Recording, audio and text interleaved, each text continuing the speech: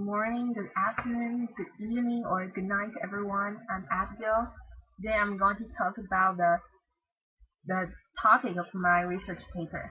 That is going vegan, benefits and concerns. Okay, here's the agenda of my presentation today. First, research purpose. Second, methodology. Third, result. Fourth, discussions. Last but not the least, conclusions. Okay, well, research purpose. The purpose of this study is to explore Taiwanese people's viewpoint toward veganism and the relationship between vegan diet and health. Okay, the methodology. Participants. The target population of this research was Taiwanese people. There are 50 people participating in this study, and half of them are vegans, and the other half are not. I chose participants at random. Most of them are students, or friends, and family of mine, and so on. And as for the instrument, the most important instrument is questionnaire. Okay, sorry. The questionnaire, and the questionnaire development procedure is almost alike because everyone's procedure are almost the same. So I just take a quick look at it. First, generating items. Second, peer review. Third, guidance of professor. Fourth, creating instructions. Fifth, piloting. Sixth, translating to English. Okay. The results. Here's the result of non-vegans' viewpoints of practicing veganism. As you can see, there are 36% of participants. They think that the veganism is good and they want to give it a try. And also, there are 28% of participants think it is good, but they don't want to try it. And also, the last 8% of participants think that it has nothing to do with them. The veganism has nothing to do with them. But overall, hold on. Okay. Overall, non-vegans held a positive attitude toward veganism. I also investigated the reasons for vegans to be vegans.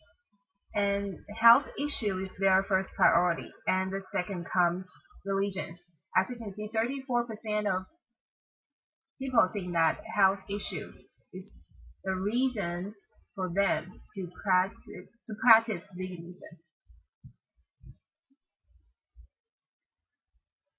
Okay, and so I go and explore the outcome of practicing veganism. And as you can see that 30% of the participants think that they improve their health condition by practicing veganism. And 25% of participants said that their mind has ascended to another level because of veganism, because they save animals, environment as well. Also, they fortify their beliefs. But however, there are 22% of participants think that they don't think something is changed. They think that's still the same whether they practice veganism or not. So of course, the vegans' viewpoints of veganism are mostly positive. As you can see that 64% of the participants claim that they think the veganism fits them well and they will keep practicing. And 32% of them said they feel nothing special, but they'll just follow their hearts. They'll just keep practicing no matter what. Okay. So as I mentioned earlier, that I want to explore, I want to find out the relationship between the vegan diet and the health condition. What's the relationship between them? So I do some comparison of body mass index between vegans and non-vegans. The green the green line in the charts represents non-vegans BMI, and the yellow one represents vegans BMI. And as you can see that I found that 20% of the vegans have BMI lower than 18.5%, which meant their weights were lighter than the average, while there were only 8% of the non-vegans having such a BMI. And then we move on to the BMI range of 18.5 to 24 contained 56% of the vegans and 60% of the non-vegans. And they didn't have too much problems of this range because this is the average range for a healthy human being. Okay. However, people whose BMI were between 24 to 27 were considered slightly overweight, and there were 12% of vegans and 12% of non-vegans, and it revealed that vegans were less overweight than non-vegans in this figure. So in brief, in sum, this result shows that the vegans had more percentage in the underweight range and less percentage in the slightly overweight range. As for the non-vegans, the result showed vice versa. Okay. And then I'll talk about the limitations in discussions. First, the total number of the participants was small. Second, the health-related questions were not detailed enough. The reason is that because the total number of the participants was small, the outcome was objectively limited by collecting nearly 50 people's opinions. In addition, most of the vegans were actually swing eaters instead of the strict vegans, which would make the result not precise enough because it could not truly display the real thoughts of vegans.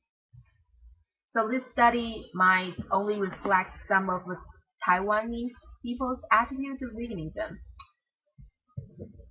Okay, not a standard to everyone.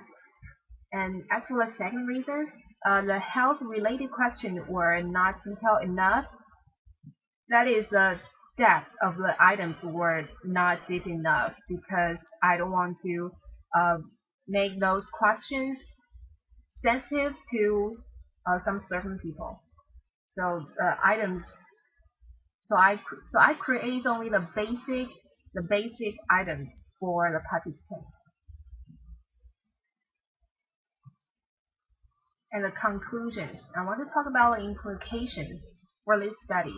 For non-vegans, the researchers suggested I suggested those who intend to go vegans try to replace 1 meal a day with a meat-free meal to begin with. By doing so, they can adjust themselves gradually. And for vegans, I encourage them to keep up the good work since veganism brings them numbers of benefits. And last, I want to emphasize that exercise is also important. It doesn't matter whether you are a vegan or not. Exercise is always essential for humans if we want to stay healthy. And the diet habit just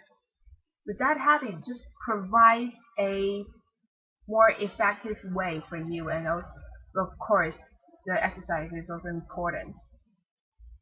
So here's the end of my presentation. Thank you very much. Have a good day. Bye bye.